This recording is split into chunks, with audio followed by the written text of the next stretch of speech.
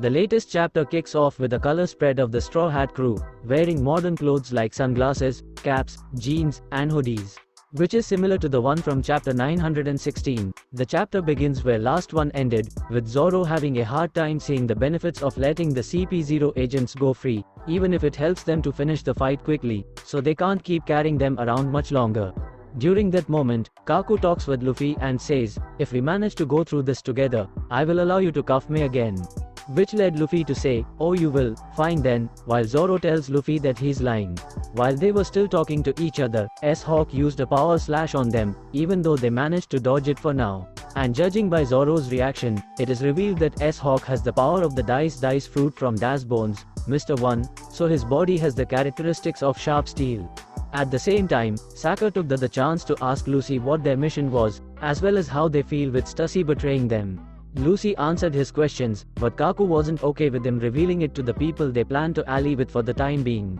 During that time, Zoro heard Nami scream through the headphones, and tells Luffy that they need to stop the Seraphim as soon as possible. Luffy then talks now with Lucy, and says that after we finish this fight, you won't take it out on my crew nor Vegapunk, just because you can't beat me. However, Lucy's only reply to it was, that I want to kill you first anyway, and after you're dead, all of your friends will end up dead too. After reaching an agreement for now, Sokka gives the handcuff key to Luffy, and says that you are free to do anything you want as long as you ensure Stella's safety. After which, Luffy releases Lucy and Kaku, although Zoro doesn't trust them. But not long after that, 𝚬𝚘𝚎 uses an Ursus shock on them which destroyed the control room.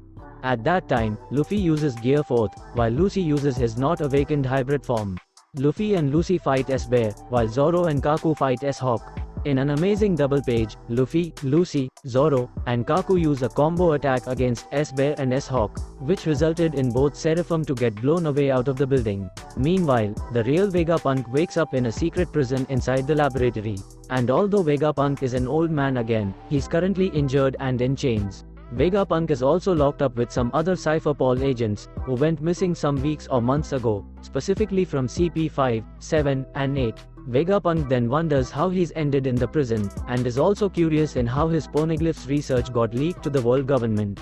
Outside of Egghead Island, we can hear some communications from different marine bases, saying that more than 100 ships are heading to Egghead Island. We then cut to Elbaf, specifically in a bar near the coast. Shanks and the Red Hair Pirates are drinking inside the bar. A giant kid asks Shanks if he can go with them in their ship, but Shanks refuses him like he did with Luffy in the beginning of the series. However, the bar lady then tells Giant Kid to give up.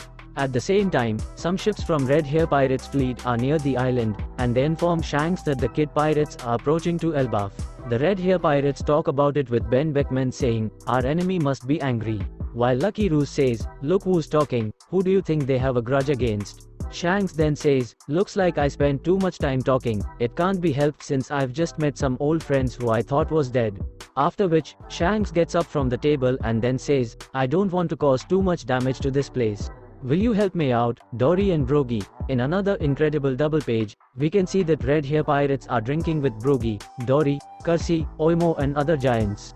We can see that all of them really appreciate Shanks, who is like a brother to them, and are ready to help him fight.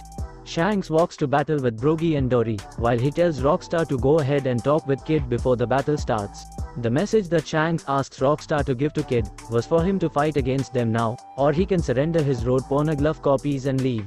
We then see the Kid Pirates ship fighting other ships from Red Hair Pirates fleet in the sea, where Killer talks with Kid and says that, "Kid, during our previous fight, you couldn't even get to see Shanks' face, this time you might not lose just an arm."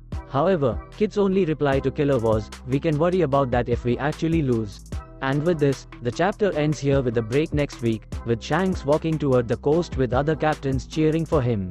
While I do look forward into seeing Shanks this soon, and Elbaf being the next major arc of the series, I now wonder who is going to be the next major antagonist.